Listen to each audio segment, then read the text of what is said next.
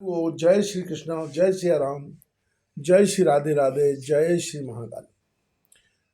इस वीडियो में आपको श्रवण कराएंगे अर्जुन द्वारा द्वारका की ओर प्रस्थान करना। वैशंपायन जी कहते हैं, हे राजन, दारुक ने हस्तिनापुर पहुंचकर यादव कुल के संहार का समाचार सुनाया। इस समाचार को सुनकर सभी पांडव बड़े दुखी हुए। विशेषतः अर्जुन इस समाचार से बड़े शोकित हुए। वे महाराज युधिष्ठिर की आज्ञा लेकर उसी दिन दारुक के साथ द्वारका की ओर चल दिए। वहां पहुंचकर उन्होंने श्री संपन्न द्वारका को गहन उदासी के सागर में डूबते हुए देखा। प्रतिक्षण मंगल वाद्यों से मुखरित रहने वाली द्वारका नगरी नितांत शून्य प्रतीत हो रही थी। पति और पुत्रों से हीन हुई अनाथ अबलाओं के करुण क्रंदन से अर्जुन के हृदय के टूक टूक हुए जा रहे थे। सत्यभामा और रुक्मिणी अर्जुन को देखकर बिलख बिलख कर रोने लगी। भगवान श्री कृष्ण की पटरानियों की इस दशा को देखकर स्वयं अर्जुन भी अधीर हो गए, किंतु विचार पूर्वक अपने को प्रकृतस्थ करके उन दुखनी अबलाओं को सांत्वना दी। तत्पश्चात वे अपने मामा श्री वसुदेव जी के महल में गए। वहां पहुंचकर उन्होंने पुत्र शोक से पीड़ित वसुदेव जी को पृथ्वी पर पड़े हुए देखा। अर्जुन ने अपना नाम बताकर प्रणाम किया। अर्जुन को सम्मुख देखकर वसुदेव जी ने उन्हें अपने अंक में भर लिया तथा अपने पुत्र पौत्रों व अन्य संबंधियों का स्मरण करके विलाप करने लगे। वसुदेव जी ने कहा, भारत यादव कुल शिरोमणि मेरे पुत्र श्री कृष्ण और बलराम वृष्टिवंश के प्रमुख वीर सात्विकी और प्रद्युम्न आज इस संसार में नहीं है। ऋषियों के शाप से इन सभी का नाश कर दिया है। श्री कृष्ण के कथनानुसार मैं तुम्हारी प्रतीक्षा में था। बड़े सौभाग्य की बात है कि तुम आ गए।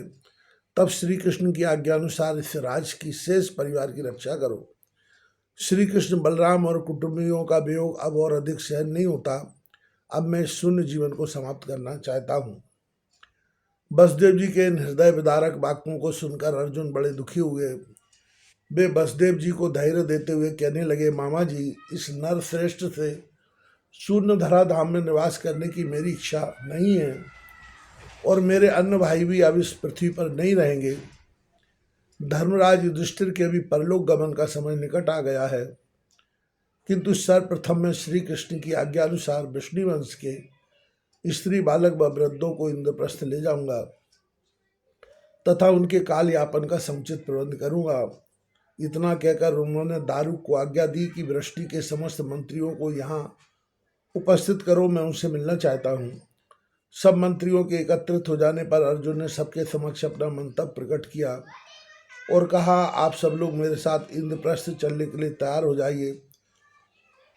आज से 7वें दिन हम लोग इस द्वारका को छोड़ देंगे, क्योंकि इसके पश्चात समुद्र इस नगर को डुबो देगा। और अर्जुन की आज्ञानुसार सब लोग यात्रा की तैयारी करने लगे। दूसरे दिन योग के द्वारा महातेजस्वी वसुदेव जी ने ऊर्ध्वलोक प्रस्थान किया। पांडुनंदन अर्जुन ने शास्त्रीय विधि से वसुदेव जी का दाह संस्कार किया।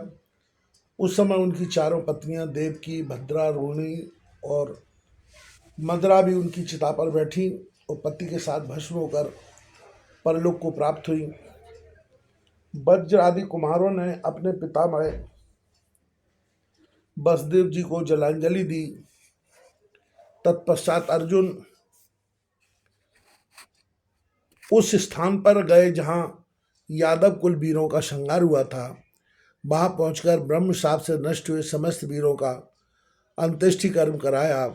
इस प्रकार इन सब आवश्यकीय क्रियाओं से निश्चिंत होकर अर्जुन 7वें दिन द्वारका से चल दिए। भोज, वृष्णि और अंधक वंश की लाखों स्त्रियां रोती बिलखती हुई अर्जुन के साथ चली। द्वारका के विप्र, वैश्य, क्षत्रिय, शूद्र, बाल और वृद्ध अर्जुन के साथ चल दिए। उनके द्वारका से निकल जाने पर समुद्र ने उस विशाल नगर को सदैव के लिए अपने अथाह गर्भ में विलीन कर लिया। इस अद्भुत और आश्चर्यजनक दृश्य को देखकर द्वारका के सभी निवासी चकित रह गए। अर्जुन मार्ग में उपयुक्त स्थानों पर विश्राम करते हुए उस विपुल जन समुदाय के साथ पंचनद प्रदेश में जा पहुंचे तथा रात्रि विश्राम के लिए वहीं ठहर गए। अकेले अर्जुन के द्वारा उस स्त्री समाज को रक्षित देखकर वहां के आभीर लुटेरों ने उस स्त्री समुदाय पर आक्रमण कर दिया। अर्जुन ने यथासाध्य उनकी रक्षा करनी चाहिए, किंतु उनकी रक्षा करने में नितांत असमर्थ रहे। उस समय गांडीव झूठा पड़ गया। अर्जुन के देखते देखते डाकू वृष्णि वंश की सुंदर स्त्रियों तथा धन को लेकर भाग गए। कुरुक्षेत्र में पहुंचने पर अर्जुन ने वृष्णि वंश के शेष परिवार को वहां बसा दिया। कृतवर्मा के पुत्र को मार्तिकावत का राजा बना दिया गया तथा भोजराज के परिवार को उसके आश्रम में छोड़ दिया। सात्विकी के पुत्र को इंद्रप्रस्थ का राजा बनाकर शेष अन्य स्त्री बच्चे बूढ़ों को उन्हें सौंप दिया। अक्रूर जी की समस्त रानियां वन में तपस्या को चली गईं। श्री कृष्ण की कुछ रानियां तो अग्नि में प्रवेश कर गईं और कुछ सत्यभामा के साथ ब्रज की ओर चली गईं। इस भांति इस कार्य में निश्चिंत होकर शोकाकुल अर्जुन व्यास जी के दर्शनार्थ उनके आश्रम की ओर चले।